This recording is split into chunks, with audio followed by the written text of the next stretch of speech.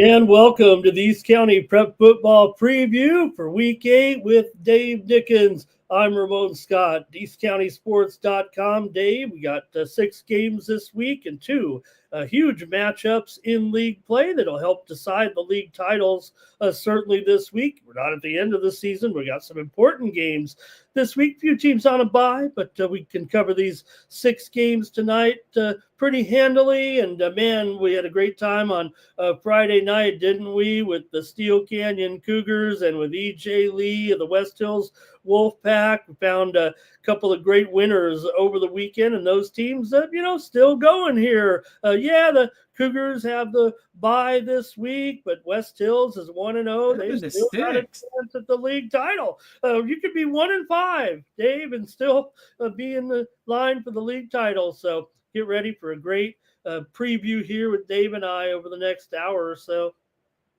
Oh yeah, and I boy, what a defensive game there last week between West Hills and El Cap. I mean, that was just incredible. Yeah, no doubt. That was a great game. The way that West Hills got that win after that touchdown, they went right down the field and won that game 7-6. Unbelievable. We might get another score like that on this card this week. I don't know. Maybe we'll get some points as well. We're going to talk about a big one in the Grossmont Hills League as well, with Mount Miguel taking on Granite Hills. The big one in the Valley League is Santana and Grossmont, Dave, as both will come in with 1-0 records in league play. So we're ready to go. And this is the final push towards the postseason. And but those league titles are so important here. Week 8 with just basically 4 weeks to go in the regular season. Yeah, I think it's really crazy. I was looking at it, and I think you said it was 2005 since. Was it? Yeah, 2005, the last time Grossmont won, and that was in the Hills League. Oh, wow. Yeah, man, that was a year there. And, good on Grossmont. I mean, they've got a big chance at it here. Obviously, we've been talking about them as the favorite, but they still got to go out there and win the games. So, well, all right. You can't count Santana out either. They're and let's get on with the show. Let's get to those big games. And we can talk about it once we get into the games. I mean, come on. And don't forget, East County Prep Football Preview is sponsored by Granite Mortgage, Lakeside Equipment, and Dave, Touchdown Plumbing. Does Touchdown Plumbing change it to three-pointer plumbing in the basketball season and Grand Slam plumbing in the baseball season? Yeah, let's do that.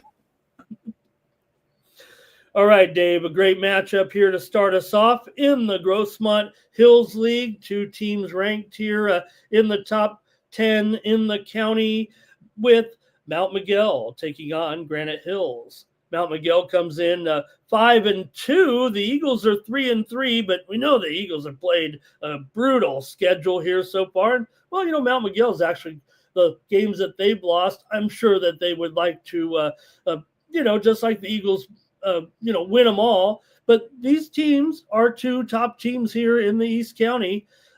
That's why this game is the big game. These are our best teams right here, Dave, going at it. So this really is the game of the year, quite frankly. With all due respect to Steel Canyon, they're still a little behind in the rankings and ratings and everything. They'll get their chance on the field, so no problem, Steel Canyon. But if you go by the ratings, Dave, this is the game of the year in the East County. 2 top 10 teams. The UT actually have them ranked here coming in. Granite Hills ranked 6th and Mount Miguel ranked 9th. Here we have I'm a little lower in the ratings. Actually, I started with them a little higher, but nonetheless, this is our game of the year. The Matadors will take another shot at the Eagles this year, the 3-time defending champions. Dave, Granite Hills remains clearly rated ahead of Mount Miguel at this point. They're on their home field, so still the Eagles will be expected to win, but come on, Dave. Mount Miguel has a great offense, too, that kind of can equalize the game anyway, especially with their top playmaker, man, A.J. Logan. Can you believe this guy, Dave? He has 9 touchdowns in the last 4 weeks. And what a matchup it's going to be between Eagles quarterback Zach Benitez, who leads the entire section with an average of 325 yards passing per game, with Noah Walker, DJ Wilkins, Tristan Diaz. But Jeremiah Loper of the Matadors is 5th in the county with 1,561 yards and just 2 interceptions in 155 attempts. Now, the Eagles won last year, Dave, 45-30 at Spring Valley. So Mount McGill is not only going to have to close that gap, but try to win on the road here in the biggest game of the season to date. And and I'm just putting it out there. This is from personal experience. I think 2 of the loudest stadiums are Granite Hills and West Hills. And let me tell you, a sold-out Granite Hills game, I know, boy, those things on the home side, it's just incredible. I mean, you can't hear. It's almost like a college game with the noise. And I'm sure that they have to, maybe tap him on the thigh and, so they know the play, or if he's killing it, but I think I think that the Mount McGill Matadors were also a better team all the way around than they are this year. That's just my opinion, but I think they were a little faster. They had more speed, and they were scoring a lot easier than this season. And I think Granite Hills is going to have the edge with their defense. Hey, their secondary has been very stellar. And even the teams that they've played, like you said, 3-3. Yeah, they are 3-3, but those teams that they played, you know what? They kept up with them. I mean, Los Alamitos lost by 7 to them. Don't get me started on that Cathedral Catholic flag laundry special. It seemed like every time we did something good, it was in favor of the Cathedral Catholic Dons, but that I'd almost like to throw that game out. And it's just they played such quality opponents. And same thing with Mount McGill. Don't get me wrong, but I think that I have Granite Hills. Maybe I'm wrong. I have them at 6. Mm-hmm. Yeah, no problem. I mean, I imagine, with teams like Lincoln, Cathedral Catholic, Mission Hills, La Costa Canyon, and Carlsbad ahead of them in the county media poll, still going to be hard for Granite Hills to work their way back. They're going to be one of the top seeds in Division I, no matter what, barring somehow finding their way into the top 4. It's just hard because behind Granite Hills, you have a solid team like San Marcos, and Rancho Bernardo's undefeated. Now, I don't know if they have the strength of schedule. I imagine if they win out, they could get to the top 4, but I don't think Lincoln and Cathedral Catholic are coming out of the top 4 despite a loss by each of them to elite teams, out of section teams. And Mission Hills still is going along fine despite their off the field problems this season. And Carlsbad won the big game last. One of the big games last week. We know also Mission Hills edged La Costa Canyon in that incredible game, and they're still both in the top 4 in that UT poll. So I guess that's what we'll have to look at as far as Granite Hills' prospects for the postseason. The great thing about it is, or I don't know, I think it's great, is that Granite Hills and Mount McGill, they could find themselves facing each other somewhere in the playoffs. I don't know if they'll be, where they'll be seated because, they're both going to be in the top, probably both in the top 4 seeds. Mount McGill might be close, but they could find themselves meeting even in a section title game. I think that'd be great to have a rematch, even if Granite Hills does win this game. And look, I think if someone wants to pick Mount McGill to win, I don't have a problem with that. But I think you're picking a pretty big upset. Dave, the incredible thing about Granite Hills and you think of those games they played, right? they beat Perry, but that was a tough one, right? Lost to Mission Hills, one of those top 4 teams. Lost to Los Al, like you said. Lost that game to Cathedral. Still only lost that game by 10 points, but they still have, Benitez. Think of the defenses he's going up against, and he's still the leading passer in the county with 325 yards per game, and Walker averaging 95 yards per game. He's got 7 TDs. Wilkins, 386 yards. Diaz, 356 yards. These are some of the top receivers in the Grossmont Conference, and they're facing a elite schedule. So they'll probably even light it up even more big time here in the weeks to come, facing a couple of the Hills League teams that aren't going to compete for a title. But this game is a big. We didn't see it coming with the Cougars, Dave. This was kind of the game of the year, but the Cougars are lying in wait. Now, they're still going to be behind these 2 teams as we know it right now, but they're the only one with a 0 in the loss column, Dave. Well, I can tell you right now, it's a little early, but I actually put together my own. I saw that you did. My predicted final standings for the Hills League is Granite Hills, obviously. I got Steel Canyon at number 2. I'm sure nobody else probably does, but I just think that they are that good, and they are a sleeper pick, and not by much. And then I would put Mount McGill just under them, and then El Capitan at 4. I'm sorry, sir, but I think Helix may be down at the bottom. Unfortunately, it's real close. I think between El Cap and Helix, at least at this time. We'll get to it in just a moment. In order for Steel Canyon to finish probably ahead of Mount McGill, they'll need to beat the Matadors next week in at Mount McGill. That's what's going to happen. That's what you're predicting basically to happen next week. In order to get that spot, because I would think we all agree the Eagles are still number 1, and then if you're looking for a number 2 team, I would think that'll be that game that will decide. Of course, Steel Canyon and the Eagles meet. It would be great, Dave. I don't want to say it like that because you want to give Mount McGill a chance, but we could have another matchup of undefeated either way. Right? If Mount McGill upsets this game, if Mount McGill upsets the Eagles, that makes next week's game basically like a league championship game. We are not saying we'll have 3 teams with 1 loss. Again, that could be that'd be funny. But again, those are the 3 big games right this season. Now, if you look at it, Dave, this one next week when Steel Canyon plays at Mount McGill, and the season finale with the Cougars and the Eagles. Now, let me ask you this. I mean, there's always, I don't know if it's a wives' tale or what else would you call it?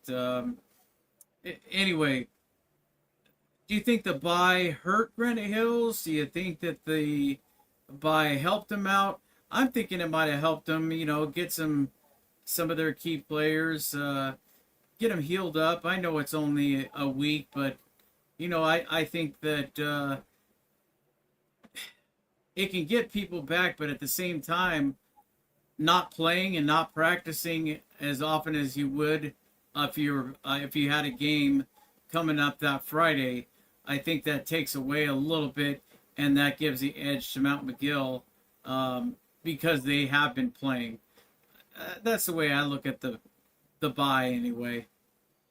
Yeah, I think if anything, I want my bye before the league season starts. Maybe they're the only team to kind of have that luxury here out of the contending teams. You got 5 teams in the Hills League, so they all get a bye in there in the final 5 weeks because of the 5-team format. So I don't know if it helps them in this game. I mean, they're obviously going to be still a considerable favorite. I like Granite Hills to win here, Dave, probably by I'm gonna say at least 2 touchdowns, if not 3 here for the Eagles over the Matadors. Maybe the Matadors are just a tad bit. I want to say maybe a tad bit down after last year, but there's no doubt that combination Loper to Logan, 9 touchdowns in 4 games. That's really good. No, it is. And I'm going to take Granite by two. This is what Kellen Cobbs had to say. I was asking him, how he was going to handle them and if he thought they were different from last year. He said they're a very talented team. I believe they have, get this, I believe they have 3 committed Division One wide receivers. The running back has some division offers and is only a junior. Have a left tackle committed to Boise State and a defensive lineman committed to San Diego State. So they definitely have some skill on defense. And we definitely have to stop A.J. Logan. He's their best offensive football player, probably their best overall football player.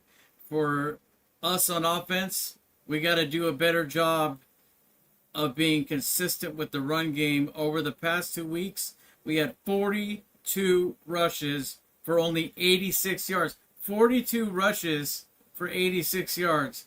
That doesn't sit too well with any team.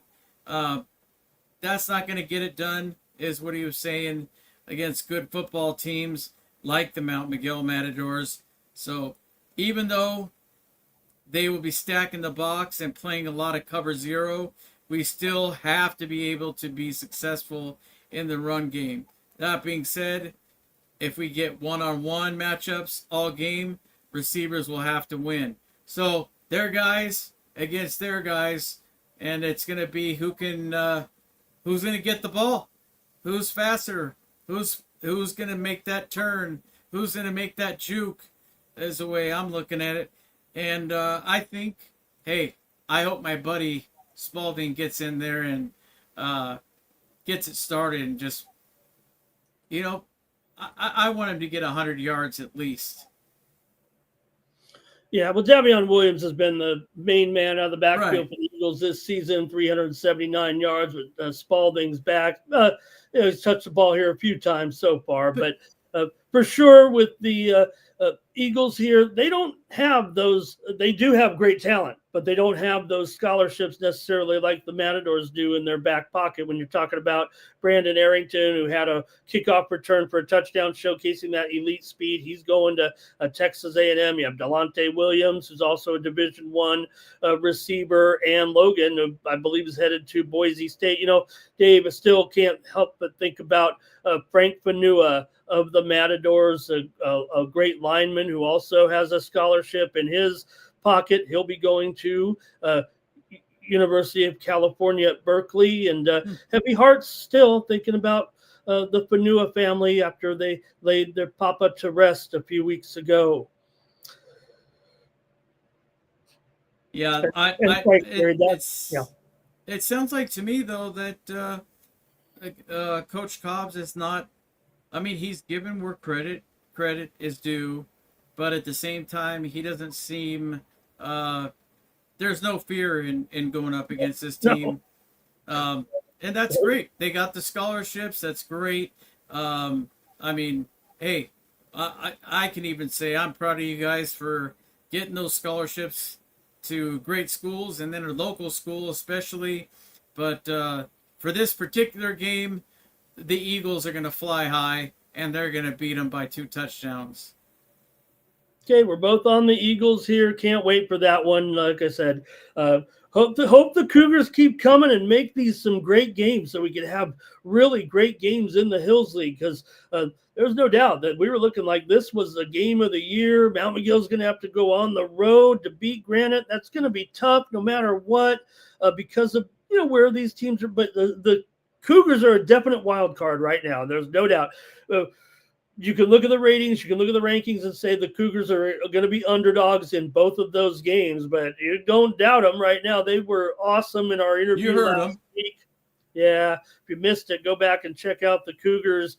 They were with us. They're on the bye, and they'll be playing in 2 big games, especially next week here when they get their chance at the Matadors. Win or lose for Mount Miguel, the Cougars, will come into that game, come into that game with a 1-0 record. So their chances of the league title will be on the line against a Mount McGill team rated higher than them, but Mount McGill will be at home. So just didn't work out schedule-wise necessarily, but hey, that's going to be a great one too. Can't wait for that. Oh, yeah. Okay, Dave, the next one's up, and obviously you think the El Capitan Vaqueros are going to win this game over the Helix Highlanders. That's probably the only way they'll finish ahead of them in the standings, it feels like, when they get this one together, the other Hills League game in this one. El Capitan is, looking pretty good here. Yeah, they lost that game, but they had a 4-game winning streak heading into last week's game, and they played terrific against Steel Canyon in that first half. They were probably a little overmatched in the end, but to be able to match Steel Canyon there in the first half, what we know now about Steel Canyon, El Capitan did a great job, and they're worthy of this 4-3 record, over 500 right now. Now, for Helix, Dave, it hasn't been a great season at all. They're going to be considerable favorites here, but I know you like El Capitan to get it done, and man, they've got some great talent on that team. Spencer Chastain, he really stands out to me. You think of how good he is making some plays on defense, and he's also made long touchdowns. You don't see, defensive players, maybe some of the secondary guys, and that's kind of what Chastain does, but he's got enough speed to make a big defensive play, and he can make a big offensive play, a big long touchdown, a big long gain, 50, 60, 70 yards. Chastain is a great player, and defensively, Dave, get this. El Capitan has 3 of the top tacklers in the entire conference in Bruin Ford, Paul Marcelin, and Chastain. Yeah, you got to admit, year in, year out, we remember just a couple of years ago, Coach McDade was a head coach at Mount McGill, which it seems like forever ago, actually. But he's done so well as a defensive coach, and I think he gets better every year. And he really has fine-tuned these talented defenders. And I know the kids. I don't want to say, we talk about this all the time. I don't want to say it's the system, because a lot of times we get caught saying it's a system, and they can, that's why they continue to excel in the defense. But I think we got the talent, and especially those 3 gentlemen. But then we have the coaching too. They're following what the coach is calling, and they're executing. They're being where they're supposed to be, so my hat's off to them, and also to Coach McDade. He's really got that defense. They're probably, I'm going to say, in the Hills, I want to say they're at least number 3 in the Hills as far as the defense is concerned. Okay, you have them ahead of which team? Do you have them better than Steel Canyon or better than Mount McGill? Maybe Mount McGill, probably. Huh? No, I would say Granite Hills. No.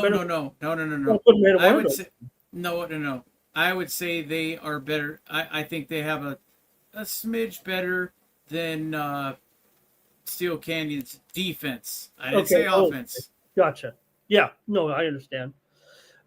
Dave, the last time these teams met was back in 2019, and Helix won 65-14. But things have changed here a little bit for the Highlanders. You mentioned, what Helix. You were asking me what Helix's issues are this season, and other than, like I said, a tough schedule, I felt like they have no. Now that I think about it, just not a real identity on offense. You mentioned, like in years past, they've had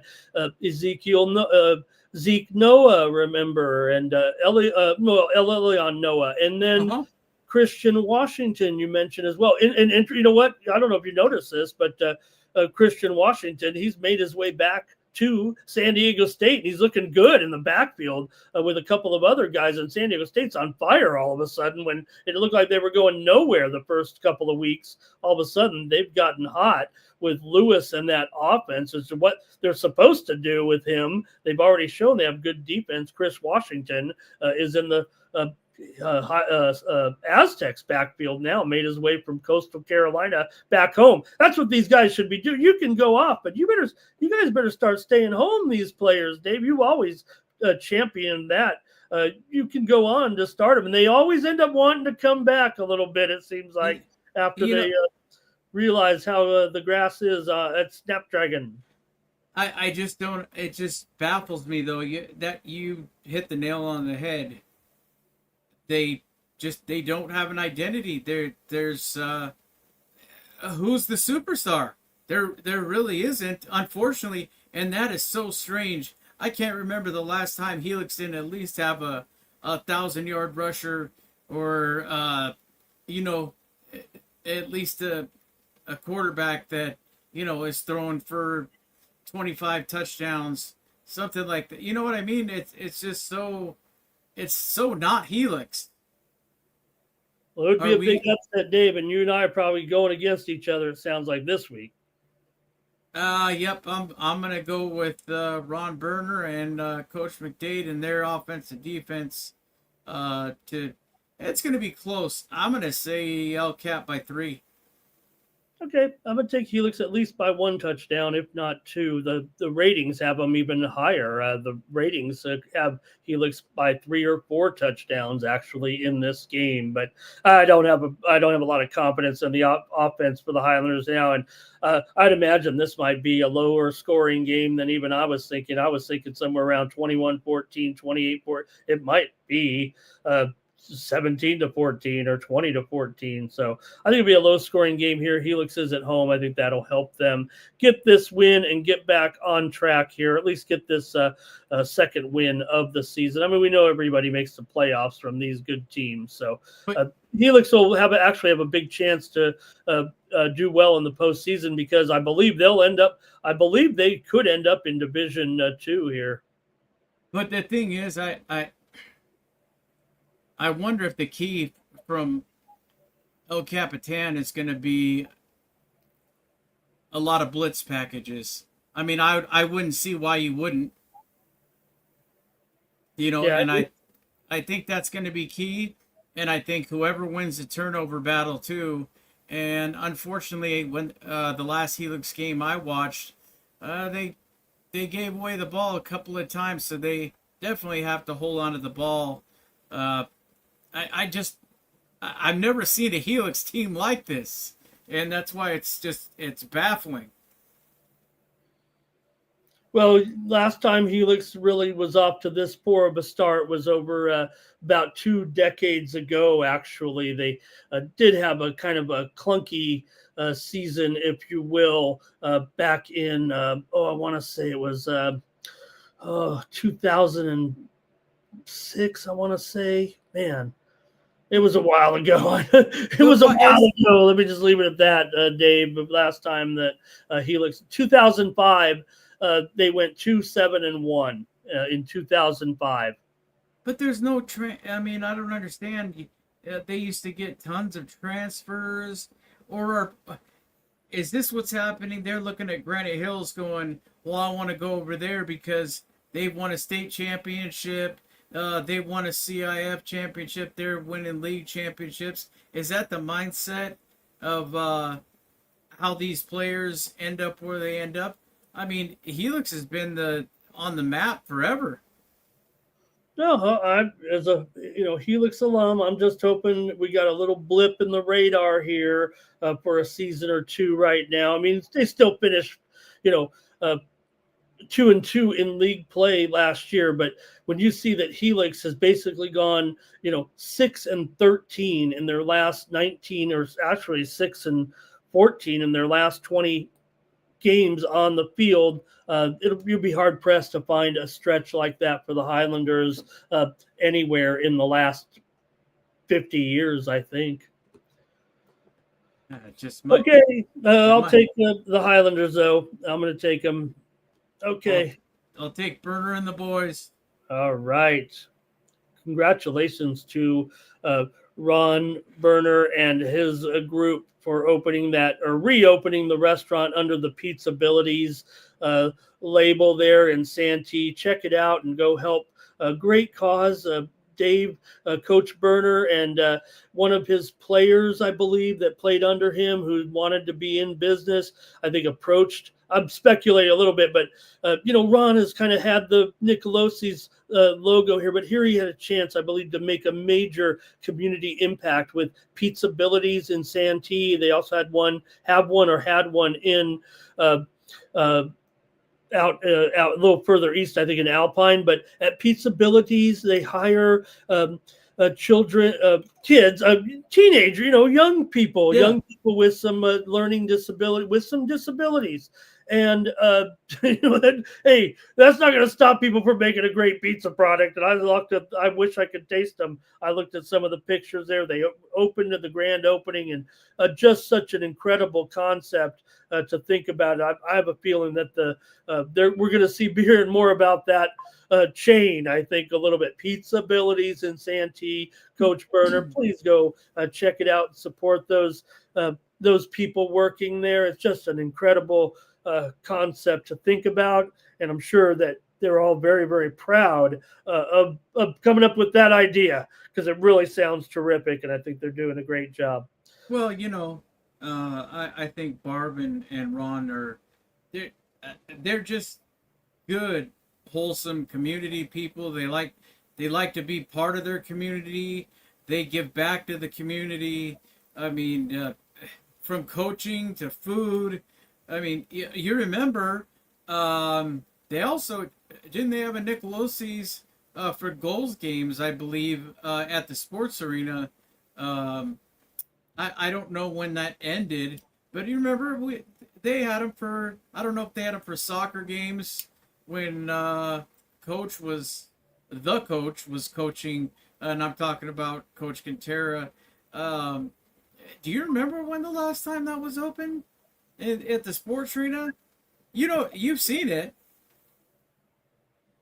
No, of course not, Dave. I'm in Las Vegas trying to cover these games, but Yeah, again, just an incredible concept for these guys, and I can't wait to get there and try the Pizzabilities with that team. And I saw them opening there. Take a look here at the grand opening with Coach Berner and his team there, and great day out there in Santee with some logos and hanging out inside there. Look at that incredible scene there. And there's the pizzas. We gotta get that. So please go check them out. All right, let's go to the Grossmont Valley League, Dave, with one of the games of the year here for sure with Santana. Oh boy, on the road here and taking on Grossmont. And just because of those 1-0s right there, Dave, that's the key here at this point.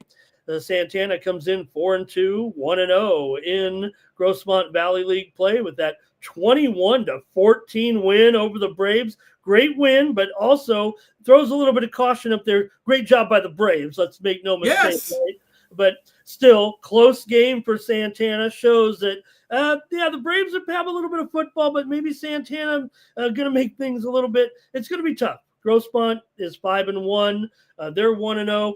We were calling it close early on, Dave, as far as the league race, and Santana's got a big chance here. Don't get me wrong, but it does feel like that Grossmont has separated themselves a little bit, and they're at home in this game.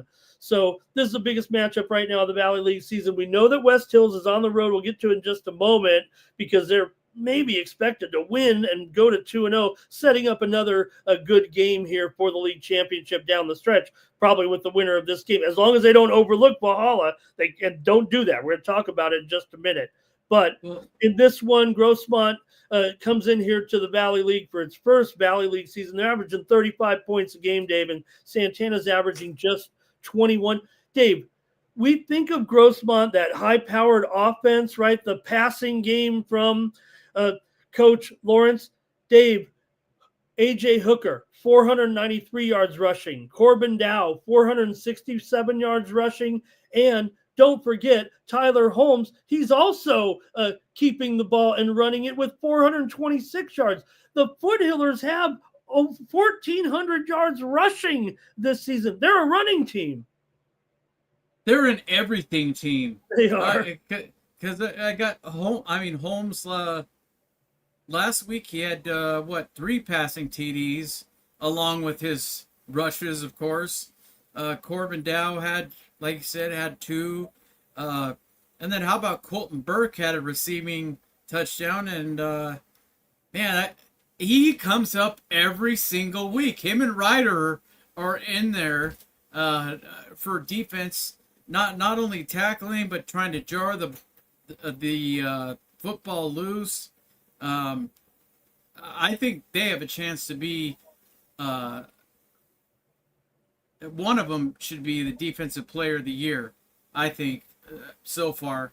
I know that Ryder's pretty close.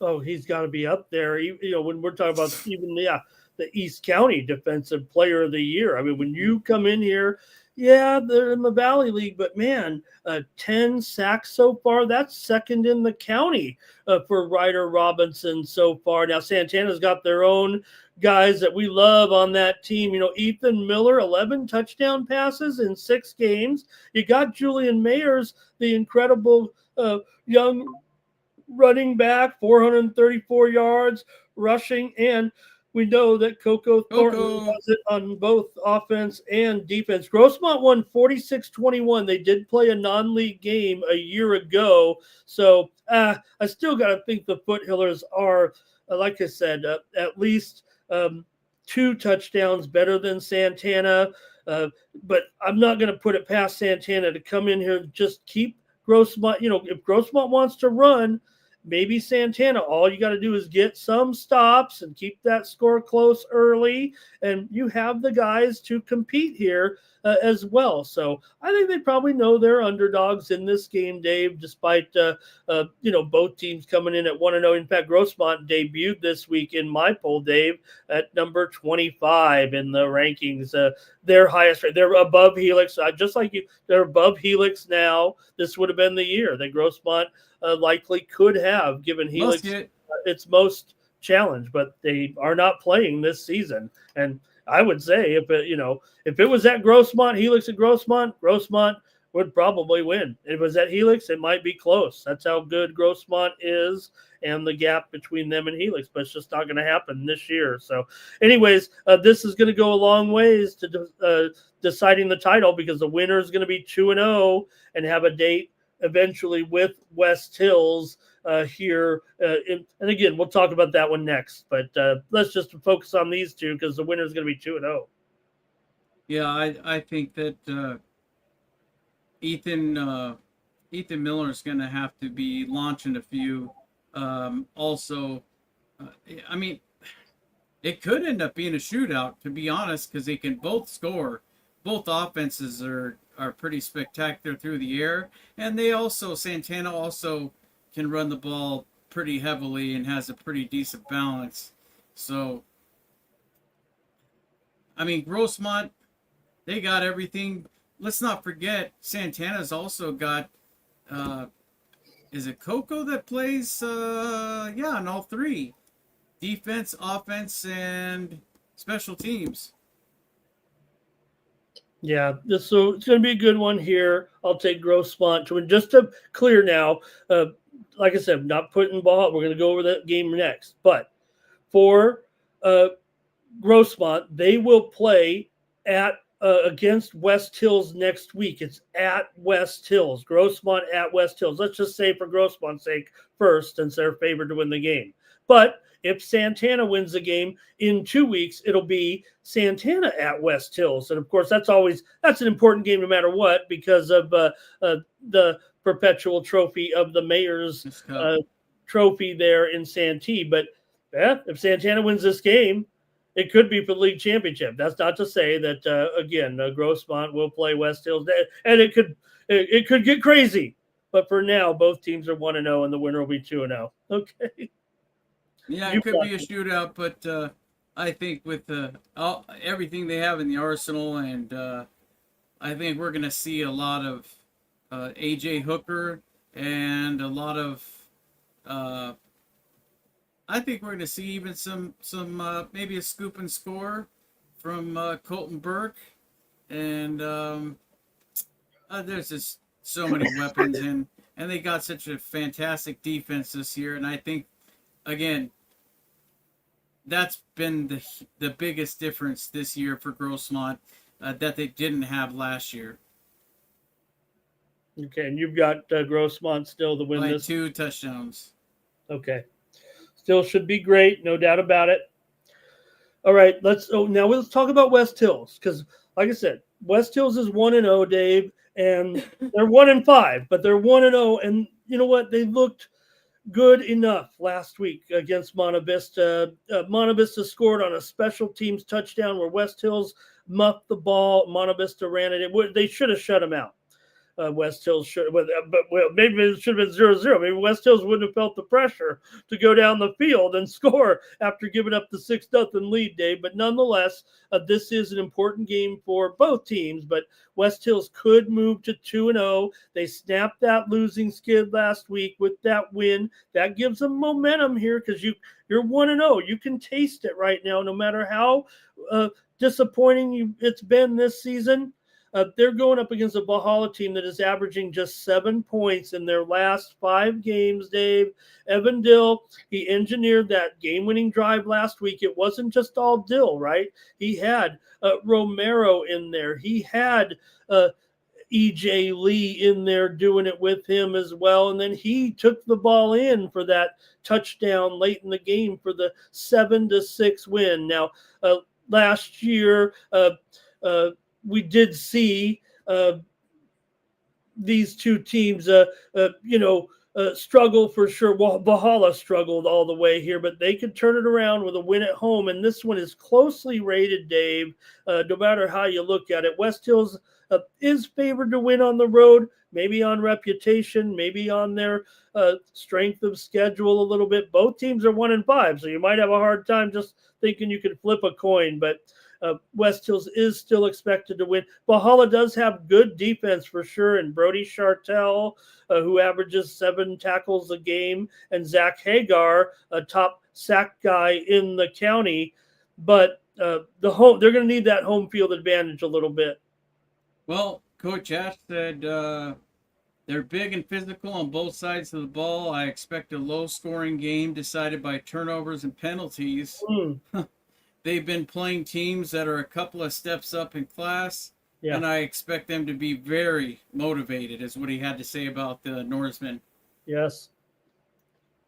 Yeah, no doubt. I think it feels like the home field is a little bit of the equalizer for me in this game, Dave, in this one. West Hills played Valhalla last year, and they won at home 30-13 in that game. So West Hills did beat them at home and rather comfortably in that matchup last year. So I'm still going to go with West Hills. I think it's going to be close. I think it's going to be somewhere in the 19-17, 20-17 range, somewhere 19-16, just somewhere right in there where West Hills has to hang on against Valhalla. I think Valhalla can score maybe a second touchdown, and they're going to need to, obviously. But like I said, they're only averaging 7 points a game since that 51-point outburst on the road, against an out-of-section opponent that they were obviously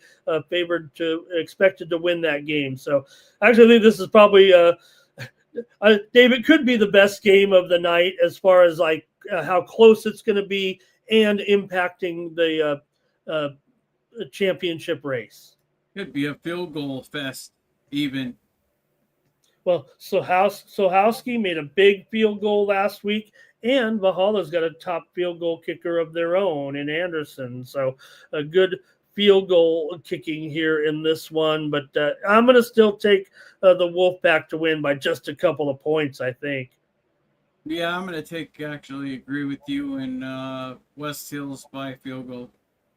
And for Valhalla, those guys, Valhalla should go in with confidence, thinking that this is the game that they can beat a championship contender and put themselves right back in contention at 1-1. So Valhalla can look at it that way. For West Hills, they need to look at it as if, and I think because they're 1-5, they won't overlook this situation because they're expected to win. I think they know, and I think coach's quotes said it perfectly.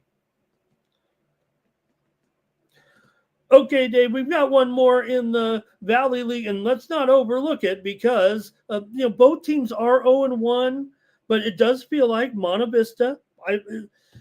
Maybe they've been a disappointment to us a little bit in some of these games. They're 3-3. They, certainly lost last week in that West Hills game. Certainly had to be a little bit of a disappointment. The offense is hit and miss for sure, unfortunately, for Monte Vista right now. And the Braves played great against Santana. Look, they have a couple of wins already this season. We've talked about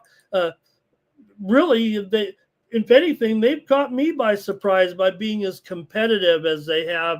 I always want the Braves to be strong and competitive, and they are right now this season with the way they've played. Yeah, they got beat by Hilltop, they got beat by Canyon Hills, but to come back and beat Castle Park, notice this, Dave, here.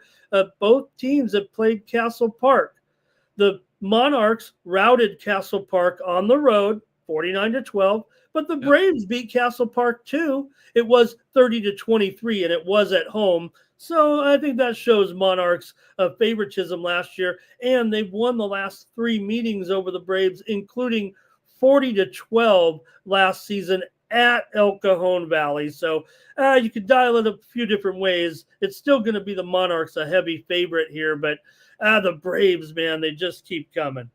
Yeah, and I think that that's another team. That's another Steel Canyon that's in the Valley League, I would say, that could be a surprise. And I wouldn't be shocked at all if they finished out of the cellar.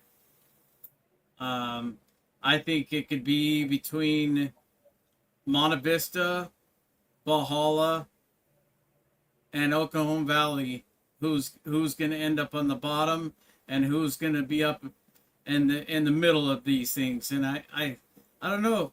Monte Vista really they started off strong, and then they dropped down a little bit. The offensive production dropped down a bit. I don't know if they should be running the ball a little more because they started passing so often. But then I think defenses were watching the film and they were kind of on to what Taylor was doing, and who knows? They dropped down a little bit, and Coach Simon has really got these Braves on the up and up. And I tell you what, they win this game against Monte Vista, and they're going to be right in the mix. Yep, the winner of this game will have a chance to go to 1-1. The loser is going to have a hard climb here, maybe an elimination style game at this point, to have 2 losses in the 6-team league. So 3-2 probably not going to be enough, even if they were to win out after that. So it just feels like you got good running games here. Dion Hunter of Monte Vista, John Beer Kashindi, who has been terrific this season for the Braves. So this will be a good game, but I'm going to take Monte Vista here by at least a touchdown. I'm going to take the Braves by a touchdown. You're going to take the Braves. All right.